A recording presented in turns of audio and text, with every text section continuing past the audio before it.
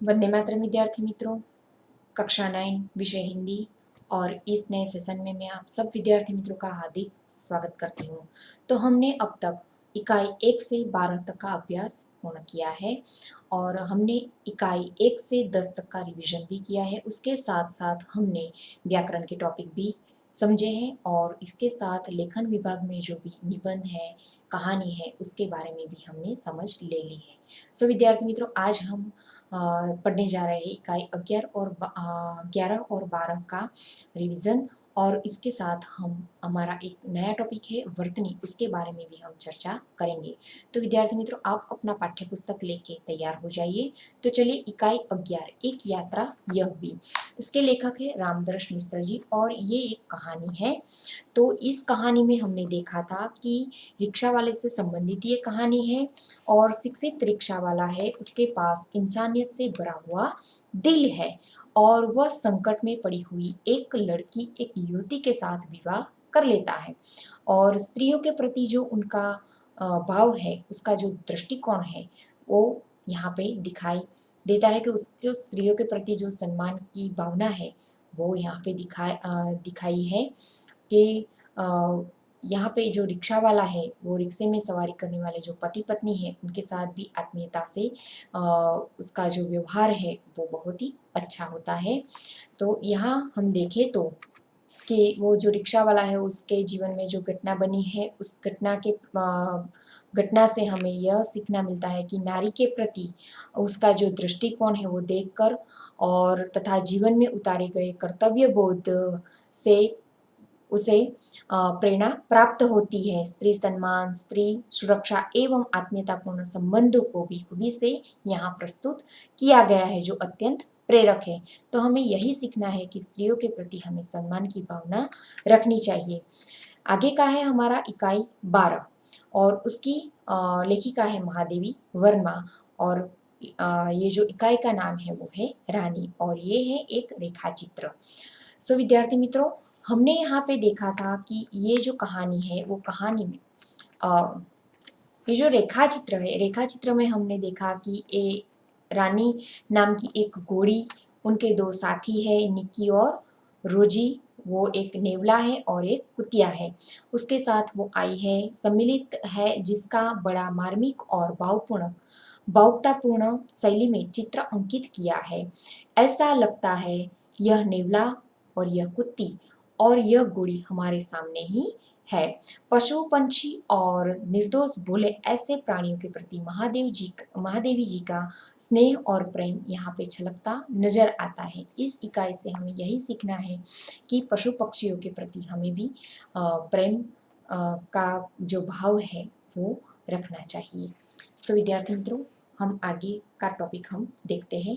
तो यहाँ पे रिवीजन में मैंने पर्यायवाची शब्द लिख के दिए हैं, विरुद्धार्थी शब्द भी दिए हैं, शब्दों की सही वर्तनी जो हम अभी इसके बाद इसकी समझ लेने वाले हैं। वर्तनी आगे है भाववाचक संज्ञा, जो मैंने आपको पहले समझा दिए हैं और इसी तरह आपको समझ के ये जो शब्द है भाववाचक सूचक शब्द है वो उसे ढूंढ के लिखना है। इसके बाद है कर्तृवाचक संज्ञा, उसे भी मैंने आपको समझाया है और इसे आपको ये जो कर्तृवाचक संज्ञा जो है वो उसे ढूंढ के आपको लिखना है। उसके बाद है विशेषण का प्रश्न, विशेषण को पहचान कर भी आपको लिखना है। उसके बाद है शब्द समूह के लिए एक शब्द, उसे भी आपको याद करना है और अच्छे से एक बार आपके नोटबुक में लिखना है। सो विद्यार्थी मित्रों, ये है आपका व्याकरण का रिवीजन और आपको ये अच्छे से एक बार लर्न भी करना है और तैयार भी करना है और एक बार आपके नोटबुक में अच्छे से लिखना भी है। तो चलिए हम हमारे जो नया टॉपिक है वर्तनी, उसके बारे में समझ लेते हैं। तो विद्यार्थी मित्रों, वर्तनी को उर्दू में हम हिज्जे और अंग्रेजी में स्पेलिंग कहा जाता है। जिस शब्द में जितने वर्ण या अक्षर जिस अनुक्रम में प्रयुक्त होते हैं, उन्हें उसी क्रम में लिखना ही वर्तनी कहा जाता है। वर्तनी यानी कि हम उसे गुजराती में जोड़नी कहते हैं।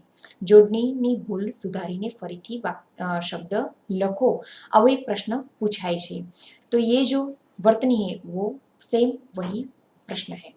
हम वर्तनी संबंधी कुछ जानकारियों का अभ्यास करेंगे। इन्हें लिखते एवं बोलते समय मनन करने से वर्तनी दोष निश्चित रूप से दूर हो जाएगी।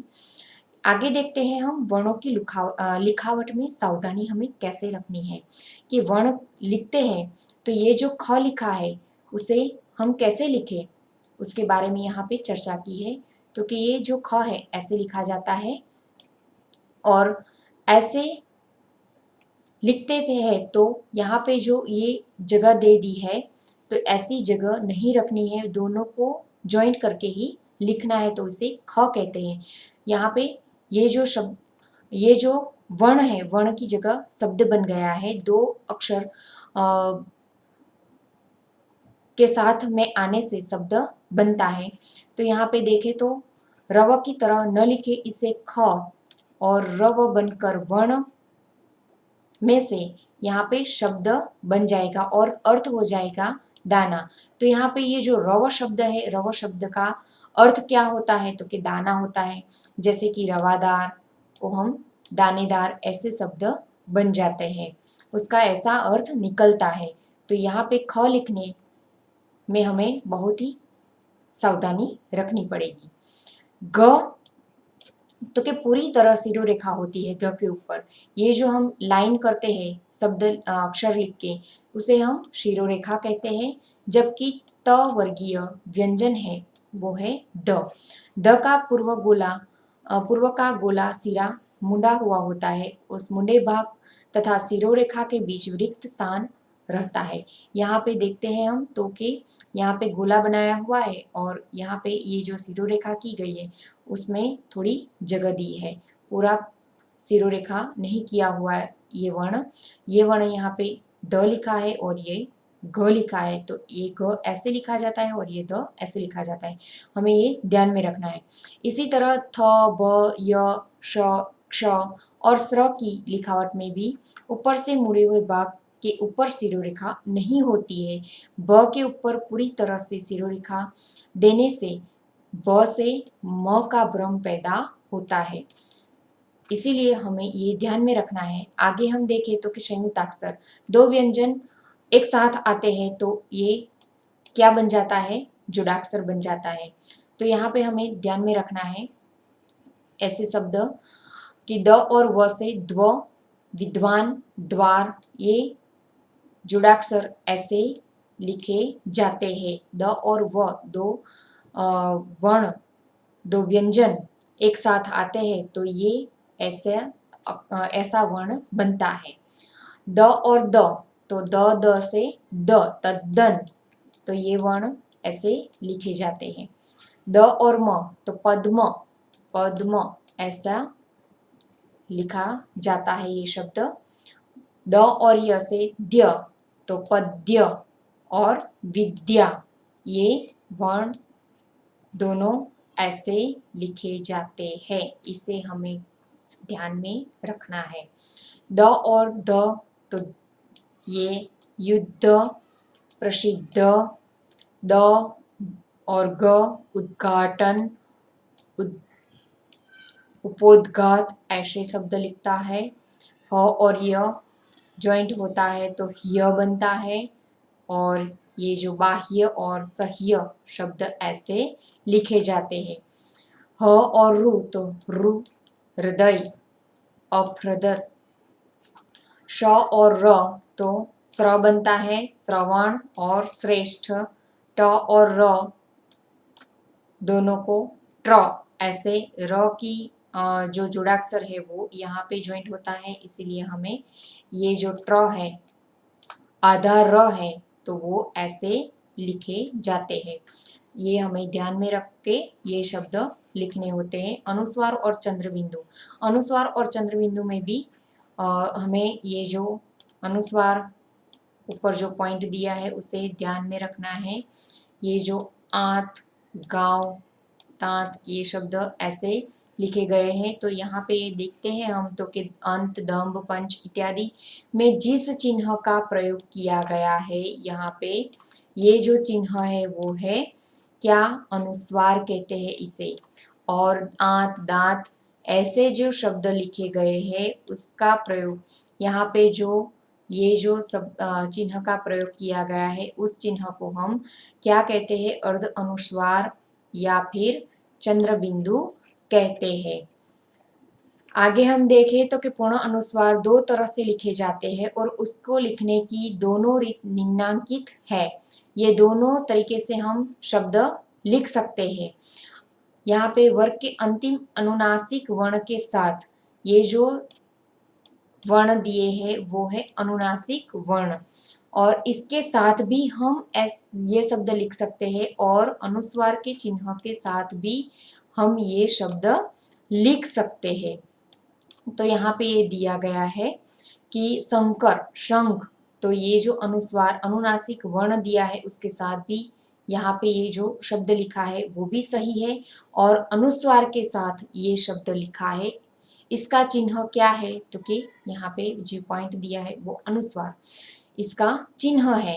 ये चिन्ह के साथ भी हम लिख सकते हैं और ये वर्ण दिया है वर्ण के साथ भी हम ये शब्द लिख सकते हैं। दोनों तरीके से सही है। अर्धानुस्वार का उच्चारण पूरे अनुस्वार की अपेक्षा कोमल और हल्का होता है। इसे पूरे अनुस्वार की भांति अनुनासिक वर्ण के साथ नहीं लिखा जा सकता। उदाहरण के रूप में लिया है अंत, तो ये अंत हम ऐसे भी लिख सकते हैं, लेकिन ये जो आंख है, ये जो यहाँ पे दिया था ना अर्ध अनुस्वार चंद्र बिंदु, तो ये जो चंद्र बिंदु वाला जो शब्द है उसे हम वर्ण के साथ नहीं लिख सकते हैं, उसको हम चिन्ह के साथ ही लिख सकते हैं। यहाँ अनुस्वार का उच्चारण कोमल हो और जिसे ये जो अनुनासिक वर्ण दिए हैं ये है अनुनासिक वर्ण, इसको संयुक्त वर्णों से न लिखा जा सके वहां अर्ध अनुस्वार समझना चाहिए और उसे चंद्र बिंदु के साथ ही लिखना है। आगे का हम पॉइंट देखें तो कि श, स और स का प्रयोग हम कैसे करें? तो कि यदि किसी शब्द में ये स आता है तो उसके पहले अ और आ आए तो ये स नहीं बदलता है, ये सही लिखा जाता है। तो कि 10, ये स के पहले क्या आया है? अ आया है। हम इसे अलग अलग करके लिखे, वर्ण को हम अलग अलग करके लिखे तो द के साथ द अ का उच्चारण होता है और स के बाद भी अ का उच्चारण होता है। तो ये अ और आ के साथ आए तो क्या होता है? ये स का प्रयोग होता है। यहाँ पे पास, गास, विश्वास, इतिहास, स के पहले यहाँ पे आ वर्ण आया है। आगे देखें तो अ आ से भिन्न स्वर रहे तो ये स का प्रयोग होता है, षटकोण वाला श। जैसे कि प्रेषित, तो यहाँ पे अ नहीं है, दूसरा स्वर है, इसीलिए हमें ये श का उपयोग करना है। यहाँ पे ये जो आकर्षण शब्द है, हर्षित है, धनुष शब्द है, ये शब्द ऐसे लिखे जाते हैं। आगे हम देखें तो ह वर्ग के पूर्व श का प्रयोग होता है। तो यहाँ पे देखें तो क्लिष्ट, विशिष्ट, नष्ट, भ्रष्ट, सडानंद, सोडस ऐसे शब्द इसी तरह लिखे जाते हैं। रू के बाद श का प्रयोग होता है तो ऋषि, कृषि, क और रु दोनों साथ में है तो कृषि, वृष्टि, कृषक, त्रुषित, ऋषभ, तो ऐसे शब्द के साथ हम ये श का प्रयोग ही कर सकते हैं। च वर्ग रहने पर सणाई वाला श है उसका प्रयोग होता है। तो यहाँ पे देखें तो निश्चित, निश्चय, ये जो च के साथ ये स का ही प्रयोग होता है, ये हमें ध्यान में रखना है। स श दोनों साथ हो तो प्रयोग में तो ये श पहले आएगा और उसके बाद ये स का प्रयोग होगा, और यदि ये स भी साथ में हो तो उसका क्रम कैसा होगा? तो यहाँ पे ये स पहला आता है, ये स उसके बाद आता है और ये श उसके बाद आता है। आगे हम देखें तो कि विशेष, शेष, शोषण, तो यहाँ पे देखें तो ये स के बाद ही ये स का प्रयोग हुआ है, और यहाँ पे ये जो शब्द है यहाँ पे तीनों श एक साथ है तो यहाँ क्रम कौन सा दिया है, तो ये पहले वाला ये स आएगा, उसके बाद ये स और उसके बाद ये स का प्रयोग होगा। ये हमें ध्यान में रखना है। आगे क ख ग और ज फ का प्रयोग कैसे करें, तो कि यहाँ पे ऊपर दिए गए उदाहरणों को ध्यान से देखें तो इनमें क ख ग ज फ के बगल में नुक्ता या बिंदी लगाई गई है। ये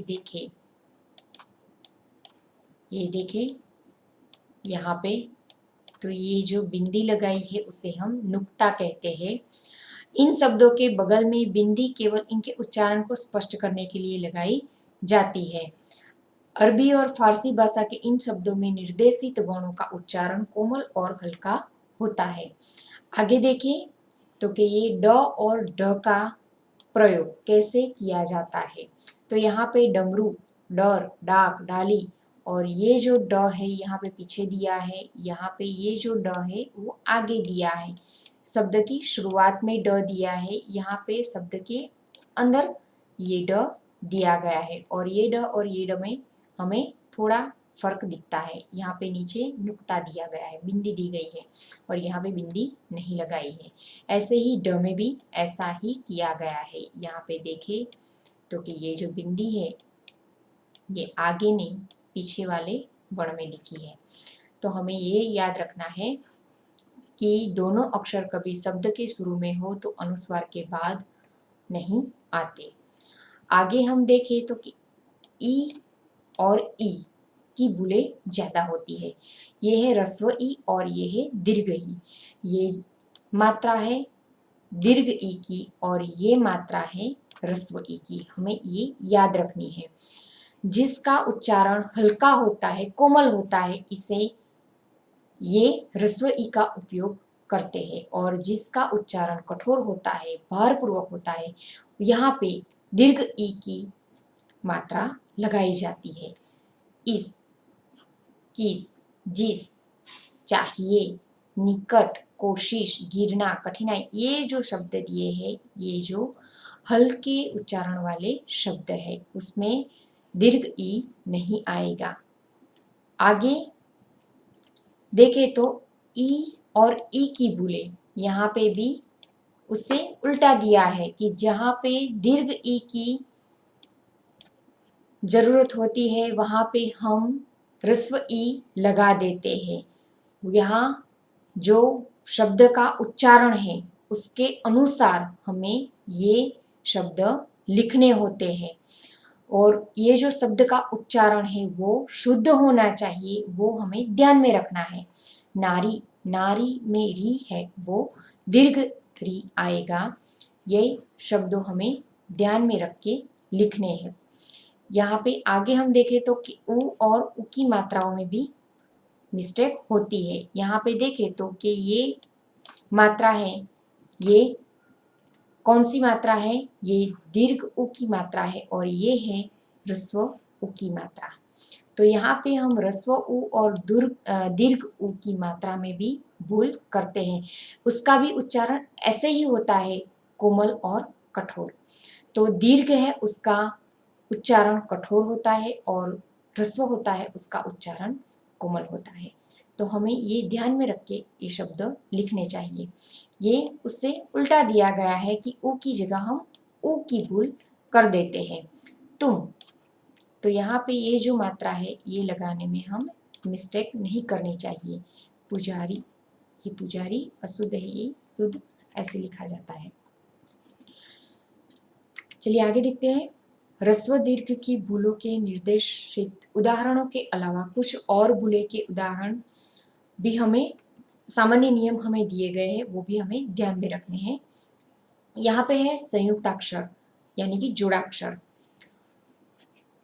पहले वाला वर्ण ह्रस्व लिखा जाता है। कैसे?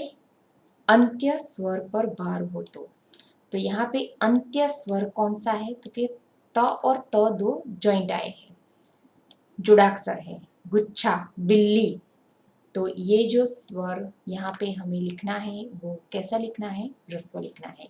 यहाँ पे ये स्वर नहीं आएगा, तो ये वाला है ये ह्रस्व है, ये वाला ह्रस्व है, तो हमें ये ध्यान में रख के लिखना है। आगे है ईकारांत स्त्रीलिंग शब्दों के बहुवचन के रूप में।